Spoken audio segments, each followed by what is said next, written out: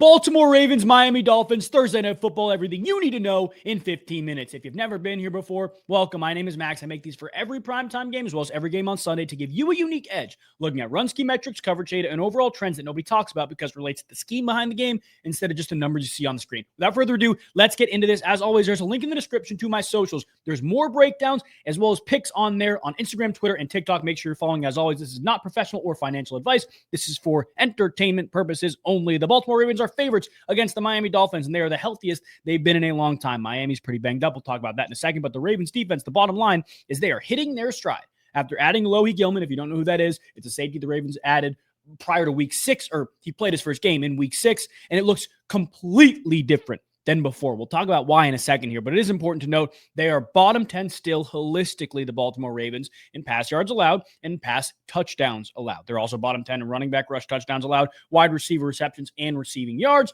and they're allowing the 4th most field goals in the entire NFL. What's fascinating to note, though, is they have a bad red zone defense. I did not know this, and Miami's has a red zone offense that is converting on 65.22% of their trips into the red zone. That means for every 6.5 trips, or every 10 trips into the red zone, 6.5 of those are resulting in touchdowns. Pretty high rate, something to note here, but I also do wonder how often they get into the red zone, especially against this post-Alohi Gilman Ravens defense. So before it, the Ravens were very man-to-man heavy, and they still play a lot of man, tons and tons of middle field close. They still play a good amount. But as I mentioned before, in week 6, Alohi Gilman was inserted into this lineup, right? You can see right here, 44 snaps in week 6, and then week 8 last week, he literally played almost every single snap. He missed one snap. What this has allowed the Ravens to do is put Kyle Hamilton, who is arguably the best player on their defense team, whatever you think, into the box and allow him to play freely and really do whatever he wants. As a result, this Ravens defense has been playing a little bit better, but structurally, it's looked different. They put more trust into the linebackers because Kyle Hamilton is the de facto linebacker here, and they're playing a little bit more zone. They're playing a little bit more middle field open, and now they're a borderline balanced team in terms of what they do based on what they've done the past 2 weeks, making this defensive switch. And I will say it's important to note that holistically, they're still going to play a lot of man. They're still going to play some middle field closed, but it's balancing out, which is important to note, especially because Tua has pretty heavy tendencies against middle field open and against zone coverage team. Against zone specifically, big target rate increase for Devon Achane, pretty solid target rate increase for Malik Washington, net neutral for Waddle, but middle field open for Waddle, he sees a pretty noticeable decrease in terms of targets per route run, meaning how often he's targeted compared to the routes that he's running. So basically, if the defense keeps going the way it has been after the post-Alohi Gilman shift, Tua is probably going to utilize the running back position a little bit more if I had to guess. Now, defensive target rates, again, overall, allowing a ton of targets out wide, allowing a ton of targets to the running back position. But in those 2 games with Alohi Gilman, the defensive identity is changing. Heavy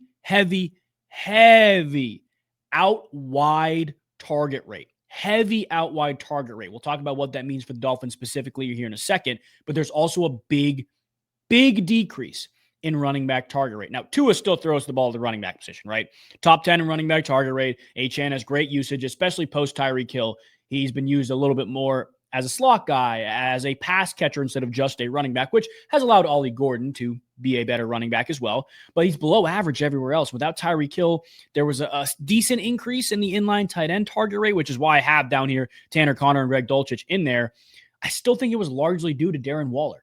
He was good for the few games he played, and now he's on IR. So I don't know fully what this Dolphins offense is going to look like, but there's a couple things we do have to look at. Number one is Nick Westbrook-Akine, and I want to talk about him specifically after the Tyreek Hill injury, because you look at the snap counts before that, it was 44% week 1, but he never really touched 50% before Tyreek Hill got injured. Week 5, after the Hill injury, 71% of snaps, 63% of snaps, 76% of snaps, and 65% of snaps. Very clearly, Nick Westbrook-Akine, and you can see compared to the snap counts here with Malik Washington, is the number 2, quote unquote, for better or for worse. What's really interesting here, though, is you can see Cedric Wilson, got my receivers mixed up. Cedric Wilson, in his first game back, played 32% of snaps. I think there's a world he takes a lot of those snaps from Nick Westbrook-Akine, but it's important to note, based on past production, that Nick Westbrook-Akine is averaging roughly high 60s, low 70s percentages of snaps from the outside primarily, which is, again, where the Ravens were heavily targeted in the last two games after the Tyreek Hill injury. So he is somebody you absolutely should be watching. Devon Achane, on the other hand, like you can see against some of these zone-heavy teams. Buffalo, we talked about it in that Thursday Night Football breakdown, which if you're not subscribed already, make sure you do so you don't miss any more of these breakdowns. We were very heavy on his receiving production because he was going to have those opportunities against zone-heavy teams. Chargers and Panthers combined for 6 and 7 targets in those games. So I think the last couple of weeks, you look, his lowest target number is 5, but against those zone-heavy teams throughout the entirety of the season, he's had plenty of opportunities. And he's had opportunities in games where the Dolphins will be trailing, and I think that's going to be the case again this week. So I'm watching him. Tua, again, I think can have some more success against this Baltimore Ravens defense. I'm looking at Nick Westbrook-Ikine. The tight ends, it's interesting because there's not a ton of production that comes out of that room, but you look at Tanner Conner, who played 45% of snaps last week. Greg Dulcich, first game as a Dolphin, played 19 snaps or 28% of snaps last week. Like, there's not a ton of production that comes out of that room, but you do have to respect it. The only other thing I want to talk about is the game logs against the Baltimore Ravens in terms of quarterbacks, because I've been hyping up this post-Alohi Gilman offense, when in reality, the second highest yardage total of the year came last week with Caleb Williams. They're still really good against the run. They're going to stop up the run. I think they could have moderate success, but you do look at some of these past games, outside of a big performance from David Montgomery on Monday night, nobody's had any crazy games. Jahmyr Gibbs had 22 carries in that game. Outside of that, nobody has had more than 13 rushes against them. I think this is a defense that's more susceptible through the air than it is on the ground. And outside of Josh Allen's 394 performance, they had been pretty solid throughout the pre-Alohi Gilman era through the air. The last week, second highest yardage total came from Caleb Williams. So it's important to note all of that stuff. Let's talk Dolphins defense. Before we do, again, I appreciate you guys watching, all the support you've shown me. If you do enjoy this video, make sure to leave a like. This Dolphins defense is good in the red zone. We talked about that, but we haven't seen the Ravens offense at full strength, guys. And I think that is the most important thing. You can see in the enormous letters here, right?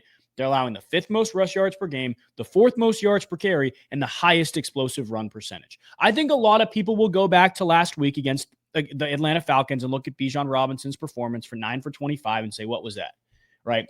They had a backup quarterback without their number 1 wide receiver on the other side. They sold out to stop him, and it made sense. And transparently, when the Falcons had to throw the ball, they couldn't convert. They really struggled. So there were not going to be plentiful opportunities for this running back room in Atlanta. This week, I think there will be, especially when you look at the other data outliers here. Like, they're giving up the 3rd most tight end receptions, the 6th most tight end yards. They're allowing a lot of field goals.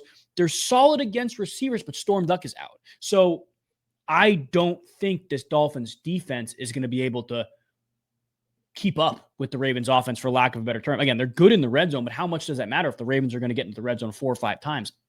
I don't know if it does. In terms of what they do defensively, it's the 4th most middle field open. I don't think that changes much defensively, to be honest with you. They are above average in man. I think they'll probably play a little bit less man this week. And in terms of where they're being targeted, comparatively the highest at the inline tight end spot. There's a reason they gave up those big tight end games. Again, you go and look back at some of these games against the Miami Dolphins.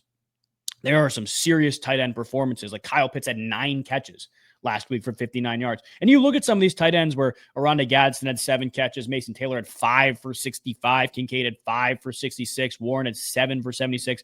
The good tight ends produce. There are some games where you get the Carolina Panthers, who nobody has a crazy game, but you still find a way to get in the end zone. You have Harold Finn Jr. in what looks like an anemic offense, but an offense that didn't really throw the ball in a rainstorm against the Miami Dolphins. He still had 4 for 36.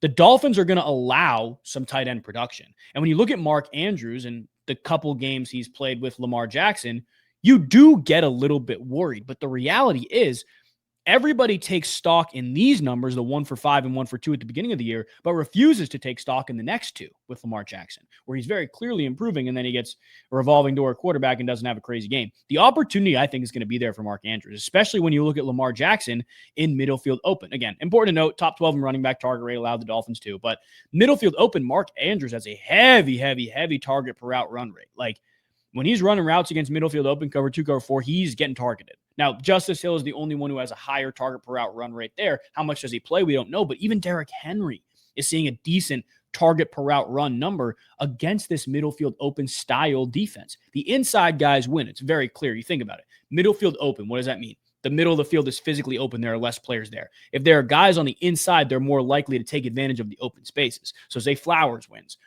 Mark Andrews wins. Anybody between the hashes wins. So guys like DeAndre Hopkins, Tez Walker, Rashad Bateman, probably not going to win in terms of overall production. But it is important to note there's still some explosive guys against man. Tez Walker is still the main man-to-man guy. If you guys watched the Week 4 Monday Night Football video, we were on him to have a big catch, and he did. He almost scored. 5+ yards per out run is a number you can't just like push to the side. You need to respect that. Zay Flowers still seeing a ton of targets against man, to target pretty much one of every 3 routes he runs against man. And D-Hop has 3+ yards per out run. He's not seeing a lot of volume. A chunk play could potentially be there for him, but all of this man-to-man data is important to note. They're above average, like they're top 15 in man-to-man rate. Now they don't have Storm Duck. I don't know how much man they're going to play, guys, to be honest with you. In terms of Lamar, he likes to throw the ball out wide, so he could have those opportunities. But you look at some of the games he's played and some of the teams that he's played, these are more middle field open teams. Like Cleveland and Detroit, right, are not. And he took advantage of them through the air, but it was a lot of Zay Flowers. Again, that Detroit game was the Mark Andrews game. The Cleveland game was a game that they went back and forth and back and forth. He only had 225 yards. In terms of this Buffalo game, middle field open game, it was a Zay Flowers game, right? That's who they took advantage of it with. And KC, like, I don't consider it a wash. He didn't play well, but he was hurt, so he didn't finish this game. I still really like the guys that are in the slot, in between the hashes. So, again, Mark Andrews, I do like Zay Flowers. We're watching Tez Walker, but we have to talk Derrick Henry again because you look at these game logs, guys. Last 3 games, 21 carries in a win, 24 carries in a moderately close game, and still 15 carries in a game they lost by 34 points. 34 points. They got a bad run defense in Buffalo Week 1. He took advantage. He had 169 and 2 touchdowns. Really good run defense in Cleveland Week 2. Doesn't do anything. Good run defense in Detroit Week 3. Doesn't do much. He still finds the end zone. Good run defense Week 4 against Kansas City. Doesn't do much. I don't want us to freak out about bad performances against 3 really good run defenses without looking at the volume from the last 3 weeks and getting excited about it. This is a Derrick Henry game, guys. Very clearly, the offensive line is healthier. Pat Ricard is healthier. This is very clearly a Derrick Henry game. I think they have the edge on the line of scrimmage. Miami has it in the red zone. I still think the Ravens win this game. I don't think it's very close. But if you guys did enjoy this video, please do leave a like. We will see you for the Sunday breakdowns. God bless you guys.